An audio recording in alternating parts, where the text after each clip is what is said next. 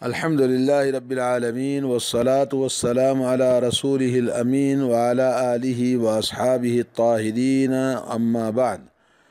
دوستو بھائیو، دعا رب العالمین کی بارگاہ میں ہمیشہ کرنا چاہیے، کیونکہ رمضان مبارک دعاؤں کی قبولیت کا مقام ہے۔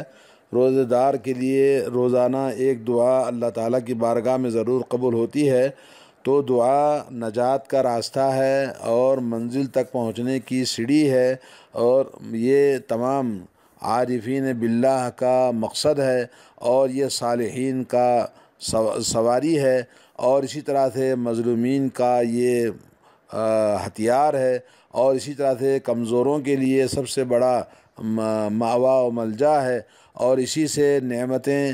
آدمی حاصل کر سکتا ہے، اور اسی کے ذریعے اپنے اوپر ہونے والے ظلم و ستم اور جو بھی نقصان ہے، جو بھی آزمائش ہے، بلا ہے، امتحان ہے، ان کو دور کر سکتا ہے۔ اور انسان سب سے زیادہ اپنی زندگی میں دعا کا بہت زیادہ محتاج ہے، اور اس کی ضرورت ہے، اور اس سے کوئی مسلمان کبھی بھی مستغنی نہیں ہو سکتا۔ اور دعا تمام دواؤں میں سب سے نفع بخش چیز دعا ہے، اور یہ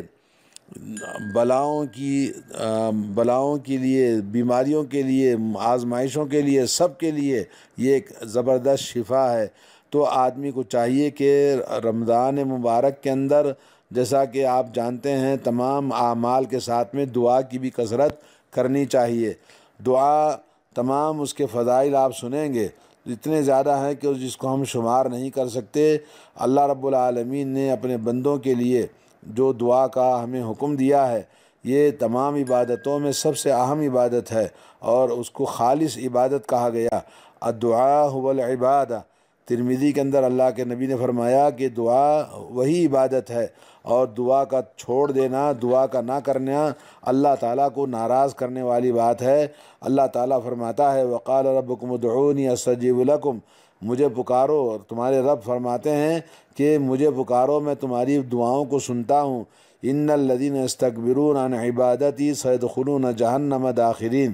جو لوگ میری عبادت کرنے سے انکار کرتے ہیں، یعنی دعا کرنے سے انکار کرتے ہیں، وہ جہنم میں داخل ہوں گے۔ سورہ غافر آیت نمبر 60۔ اس بات کی دلیل ہے کہ سب سے بڑا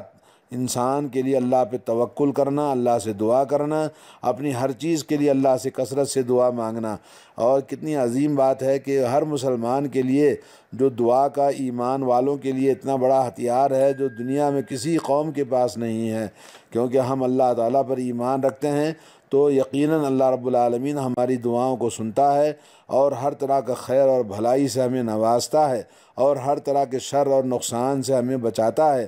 اللہ کے رسول صلی اللہ علیہ وسلم نے فرمایا من فتح لہ منکم باب الدعاء فتحت لہ ابواب الرحمہ، جس شخص کے لیے دعا کے دروازے آسمان سے کھول دیے جائیں تو اس کے لیے رحمت کے دروازے کھول دیے گئے۔ اور وما سئل اللہ شیئا یعطا، جب کسی بندے نے اللہ سے سوال کیا، اللہ نے اس کو اس کے مطلب کی چیز اس کو عطا فرمایا۔ احب الیہ ان یسأل العافیہ، اس سے بہتر ہے کہ آدمی صحت ہی مانگ لے، کہ آدمی اللہ تبارک و تعالیٰ کی بارگاہ میں صحت مانگتا ہے، فلاں چیز مانگتا ہے، ان تمام سے بہتر ہے کہ ہم اللہ کی بارگاہ میں دعا کثرت سے کریں۔ ان الدعاء ينفع بما نزل وما لم ينزل، کیونکہ اللہ کے نبی نے فرمایا کہ دعا نفع بخش ہے ہر اس مصیبت کی وجہ جیسے جو نازل ہے، یعنی ہر وہ چیز جو ہمیں پہنچی ہے تکلیف دہ، یا کہ ہر وہ چیز جو آنے والی مصیبت ہے، آزمائش ہے یا بیماری ہے، تو اس کے لیے بھی نفع بخش ہے۔ فعلیکم عباد اللہ الدعاء بالدعاء، فرمایا اے اللہ کے بندو، تمہارے اوپر لازم ہے کہ تم دعا کثرت سے اللہ تعالیٰ سے مانگا کرو۔ اور یہ ترمذی کی حدیث ہے، شیخ البانی نے اس کو حسن قرار دیا ہے۔ اور یہ مومن کا ہتھیار ہے۔ انبیاء علیہم والسلام نے اس ہتھیار کو سب سے زیادہ اپنے مشکل حالات میں، جب مشرکین کا سخت مقابلہ ہوا تو ناگزیر حالات میں دعاؤں کے سہارے ہی انہوں نے اللہ تعالیٰ سے مدد مانگی ہے۔ اور رسول اللہ صلی اللہ علیہ وسلم غزوہ بدر میں ایک طرف مشرکین 1000 کا لشکر ہے، اور صحابہ اکرام 313 ہیں، اور ایسی صورت میں یہ حالات تھے کہ بہت ناگزیر حالات تھے، اللہ کے نبی صلی اللہ علیہ وسلم اللہ کی بارگاہ میں اتنی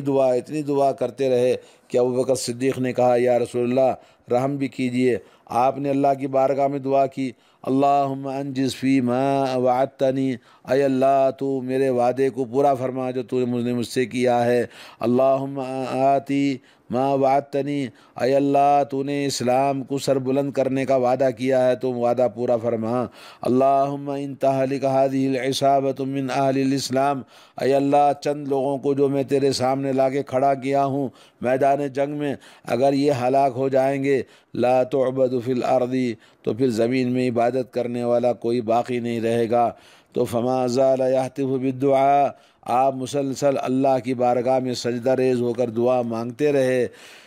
یہاں تک کہ جب آپ نے ہاتھ اٹھایا قبلے کی طرف اور اللہ تعالیٰ کی بارگاہ میں دعا مانگی، حتیٰ سقط رداءہ، اور دونوں ہاتھ اٹھا کے دعا مانگتے مانگتے آپ کی چادر بھی آپ کے اوپر سے گر گئی۔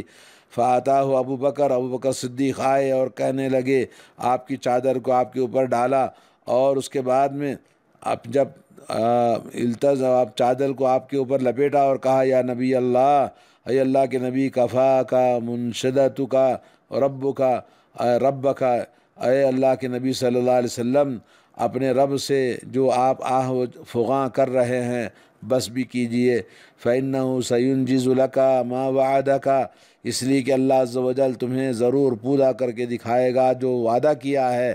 صحیح مسلم کی حدیث ہے۔ تو یہ نبی علیہ السلام کی دعا تھی جنگ بدر کے موقع پر۔ اور آپ نے دیکھا حضرت ایوب علیہ السلام جب بہت سخت قابل برداشت نہ رہا، صبر کا پیمانہ لبریز ہو گیا، تو انہوں نے اللہ کی بارگاہ میں ہاتھ اٹھا کے دعا مانگی، اور یہ بلا آزمائش جو ان کے ساتھ میں تھی انہوں نے اللہ سے دعا کی۔ وَأَيُّوبَ إِذْ نَادَىٰ رَبَّهُ أَنِّي مَسَّنِيَ الضُّرُّ وَأَنْتَ أَرْحَمُ الرَّاحِمِينَ، اور جب ایوب علیہ السلام نے کہا، اپنے رب کو پکارا، اے پروردگار مجھے نقصان ہوا ہے، مجھے تکلیف ہے، میں مصیبت میں ہوں، اور تو ارحم الراحمین ہے۔ فَاسْتَجَبْنَا لَهُ فَكَشَفْنَا مَا بِهِ مِن ضُرٍّ، اللہ نے فرمایا کہ ہم نے ان کی دعا کو قبول کر لیا اور ان کی جو کچھ تکلیف تھی اس کو دور کر دیا۔ سورہ انبیاء آیت نمبر 83 اور 84۔ تو دعا غموں کو دور کرنے، تکلیف کو دور کرنے، آزمائش اور مصیبتوں کو دور کرنے، بیماریوں کو ختم کرنے، اور دلوں کی تنگی کو دور کرنے، ڈپریشن، ٹینشن، سب دلوں کو فرحت بخشنے میں اور معاملات کو آسان کرنے میں سب سے زیادہ کارگر ہے دعا۔ اس لیے بندے کو چاہیے کہ ہمیشہ اللہ سے دعا کرتا رہے اور اپنی عاجزی، اپنی کمزوری، اپنی مجبوری کو اللہ کی بارگاہ میں پیش کرے، اور خالق رب ذوالجلال اور شہنشاہ کائنات ضرور دعاؤں کو سنتا ہے۔ اور نبی علیہ السلام نے فرمایا، من لم یسأل اللہ یغضب علیہ، جو شخص دعا اللہ سے نہیں مانگتا اللہ اس سے ناراض ہوتا ہے۔ مسند احمد کی اور ترمذی کی حدیث ہے۔ اور آدمی کو چاہیے کہ ہم دعا کے کچھ آداب اپنے اندر پیدا کریں۔ سب سے پہلے دعا کے آداب تو بہت ہیں، لیکن کچھ آپ کے سامنے گوشے گزار ہے کہ دعا جب کریں تو سب سے پہلے آدمی ادب و احترام اور باوضو ہو کر قبلہ رخ ہو کر اللہ سے دعا مانگے، نمبر 1۔ نمبر 2 یہ کہ دعا کی ابتدا اللہ کی حمد و ثنا، الحمدللہ والصلاۃ والسلام علی رسول اللہ، اس طرح سے ہم دعا رسول اللہ صلی اللہ علیہ وسلم پر درود و سلام کے ساتھ، اللہ کی حمد و ثنا کے ساتھ میں۔ حدیث فضالہ بن عبید فرماتے ہیں کہ رسول اللہ صلی اللہ علیہ وسلم کے پاس بیٹھے ہوئے تھے، اتنے میں ایک آدمی داخل ہوا اور اس نے آپ پر سلام کیا، اور اس کے بعد اس نے دعا کی، اللہم اغفر لی ورحمنی، فقال رسول اللہ صلی اللہ علیہ وسلم عجلت ایھا المصلی، اس نے نماز پڑھی، نماز میں دعا کی، اللہم اغفر لی ورحمنی، اے اللہ میری مغفرت فرما اور مجھ پر رحم فرما۔ رسول اللہ صلی اللہ علیہ وسلم نے فرمایا، اے نمازی تو نے جلدی کیا، اذا صلیت فقعدت فاحمد اللہ، اگر تم نماز پڑھ لیتے اس کے بعد بیٹھتے اور اللہ کی حمد و ثنا کرتے جس کا اللہ تعالیٰ مستحق ہے، وصلی علیہ، پھر مجھ پر درود و سلام پڑھتے، ثم ادعوہ، پھر اس کے بعد دعا کرتے، ثم صلی رجل، پھر اس کے بعد اللہ کے نبی نے دیکھا کہ ایک آدمی اور آیا، اس نے نماز پڑھی، اور اس نے نماز کے بعد بیٹھ کر اللہ تعالیٰ کی حمد و صلات، اللہ تعالیٰ کی حمد و ثنا کیا، اور اس کے بعد رسول پاک صلی اللہ علیہ وسلم پر درود و سلام پڑھا۔ تو نبی علیہ الصلوۃ والسلام نے فرمایا ایھا المصلی ادعو تجب، اے نمازی تو اللہ سے دعا کر، تیری دعا قبول ہو جائے گی، کیونکہ اس نے سنت کے مطابق دعا کیا تھا۔ یہ ترمذی کے اندر حدیث ہے، شیخ البانی نے اس کو صحیح قرار دیا ہے۔ تیسرا ادب یہ ہے کہ دعا کرتے وقت میں آدمی اپنے گناہوں کا اعتراف کرے اور گناہوں کا اقرار کرے، یہ کمال عبودیت کی نشانی ہے۔ حضرت یونس علیہ السلام جب اللہ کی بارگاہ میں دعا کرتے ہیں، فنادى في الظلمات ان لا الہ الا انت سبحانک انی کنت من الظالمین، کہتے ہیں اے پروردگار، ذات کے اندھیروں میں، مچھلی کے پیٹ کے اندھیرے میں، اور سمندر کی تہ کے اندھیرے میں، ظلمات اندھیروں میں کے اندر سے دعا کرتے ہیں، لا الہ الا انت، تیرے سوا کوئی عبادت کے مستحق نہیں، اور اس کے بعد کہتے ہیں سبحانک، تو پاک ہے، انی کنت من الظالمین، میں ظالموں میں سے تھا، یعنی میں گنہگار تھا، میں خطا کار تھا۔ تو اللہ تعالیٰ سے اپنے گناہوں کا اعتراف کرتے ہوئے آدمی دعا کرے۔ سورہ انبیاء آیت نمبر 87۔ نمبر 4 دعا کے آداب میں سے کہ دعا کے اندر ہم پورا یقین کے ساتھ میں بار بار اللہ کی بارگاہ میں الحاح، یعنی زور کے ساتھ میں طلب کریں، طلب بار بار ہونی چاہیے۔ اللہ کے رسول صلی اللہ علیہ وسلم نے فرمایا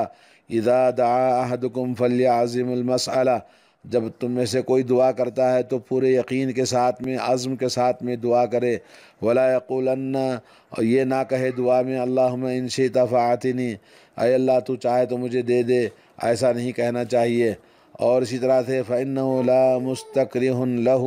اور آدمی دعا کرتے وقت میں آدمی اللہ تعالیٰ کی بارگاہ میں اپنے عاجزی انکساری کے ساتھ اور اللہ کی رحمت پر پورا یقین کرتے ہوئے دعا کا مانگے تو اللہ تعالیٰ ضرور اس کی دعا قبول فرماتا ہے۔ متفق علیہ حدیث ہے۔ اور اسی طرح سے دعا کے آداب میں سے نمبر 5 یہ ہے کہ باوضو ہو اور قبلہ رخ ہو کر بیٹھے اور دونوں ہاتھوں کو اٹھائے عاجزی انکساری کے ساتھ میں اور خشوع اور خضوع کے ساتھ میں اور صدق دل کے ساتھ میں۔ عبداللہ بن زید رضی اللہ تعالیٰ عنہ کہتے ہیں کہ خرج النبی صلی اللہ علیہ وسلم الی ھذا المصلی، نبی علیہ السلام اس عیدگاہ کے پاس آئے اور آپ نے استسقاء کے لیے دعا فرمائی، اور آپ کی استسقاء کی جو نماز پڑھی آپ نے قبلے کی رخ ہو کر دعا مانگی اور اپنی چادر کو پلیٹا تو اللہ رب العالمین نے آپ کی دعا قبول فرما لی۔ اور یہ حضرت ابو موسیٰ اشعری رضی اللہ تعالیٰ عنہ فرماتے ہیں نبی علیہ السلام جنگ حنین سے فراغت کے بعد میں آپ نے دعا فرمائی اور آپ نے وضو کا پانی منگوایا، پھر اس کے بعد میں رفع یدی، آپ نے دونوں ہاتھوں کو آسمان کی طرف اٹھایا اور فرمایا اللہم اغفر لی عبید بن عامر، اور آپ نے کہا اللہ عبید بن عامر کی مغفرت فرما۔ کہتے ہیں میں نے آپ کے دونوں ہاتھوں کو آسمان کی طرف اٹھانے کے بعد آپ کے بغل نظر آ رہے تھے، صحیح بخاری اور صحیح مسلم کی حدیث ہے، تو اس طرح اٹھا کر الحاح کے ساتھ میں دعا کرنا چاہیے۔ نمبر 5 یہ ہے، نمبر 6 یہ ہے کہ آدمی اپنی آواز کو پست رکھے اور آہستہ سے دعا کرے، یہ نہیں کہ ظاہری طور پر چلا کر لوگوں کے سامنے نہ دکھائے۔ اللہ تعالیٰ فرماتا ہے ادعوا ربکم تضرعا وخیفا انہ لا يحب المعتدین، اللہ تعالیٰ کو آپ عاجزی کے ساتھ اور آہستہ سے پکارو، کیونکہ اللہ تعالیٰ دعا میں حد سے تجاوز کرنے والوں کو پسند نہیں کرتا۔ سورۃ الاعراف آیت نمبر 55۔ ایک حدیث میں رسول اللہ صلی اللہ علیہ وسلم نے فرمایا ایھا الناس اربعوا علی انفسکم، لوگوں اپنے آپ پر آہستہ سے دعا مانگو، انکم لا تدعون اصم ولا غائبا، اس لیے کہ تم لوگ کسی بہرے کو اور غائب کو دعا نہیں مانگ رہے ہو۔ ساتھ یہ ہے کہ آدمی جب دعا مانگے تو تکلف والے الفاظ، مسجع الفاظ یا ہے کہ بناوٹی الفاظ، تکلف نہیں ہونا چاہیے، سادے الفاظ سے دل سے دعا مانگے۔ اور نمبر 8 یہ ہے کہ جب دعا مانگے تو ہم یہ کوشش کریں کہ قبولیت کے جو اوقات ہیں، جیسا کہ شریعت کے اندر بتایا گیا کہ 5 فرض نمازوں کے بعد اور اذان کے بعد میں، اذان اور اقامت کے درمیان میں، اسی طرح سے آخری پہر میں دعا کے قبولیت کا وقت ہوتا ہے، اور جمعہ کا دن ہے، یوم عرفہ ہے، اسی طرح سے بارش کے نازل ہوتے وقت میں، اور حالت سجود میں، سجدے کے وقت میں سجدے میں دعا کریں، اور اسی طرح سے جب اسلام کی جنگ ہو رہی ہو تو اس وقت میں بھی یہ دعا کی قبولیت کے اوقات ہیں، ان اوقات میں دعا کرنا چاہیے، اور کوئی بھی عمل صالح کے بعد بھی آدمی دعا کرے۔ نمبر 9 یہ ہے کہ آدمی اپنے لیے جب دعا کرے تو کسی بھی قسم کی بد دعا کا اپنے لیے ہو یا گھر والوں کے لیے ہو یا اپنی اولاد کے لیے ہو یا اپنے مال یا کسی بھی چیز کے لیے کبھی بھی بد دعا نہیں کرنا چاہیے، کیونکہ کبھی ایسا ہو سکتا ہے کہ کوئی قبولیت کی دعا ہوگی۔ اللہ کے نبی صلی اللہ علیہ وسلم فرمایا، لا تدعوا علی انفسکم، اپنے آپ پر بد دعا نہ کرو، ولا تدعوا علی اولادکم، اپنی اولاد کے لیے برا بھلا بد دعا نہ کرو، ولا تدعوا علی اموالکم، اور اپنے مال و جائیداد کے لیے بد دعا مت کرو، ولا توافقوا من اللہ ساعۃ،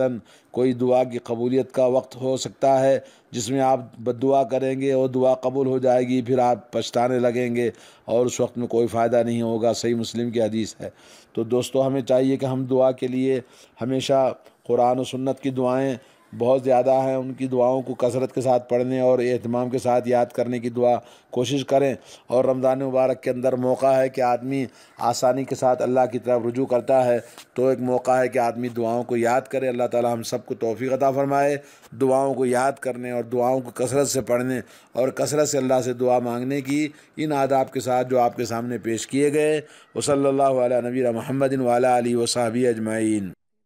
Damn it. And then I'll zoom in, and then I might try and bump the ISO up.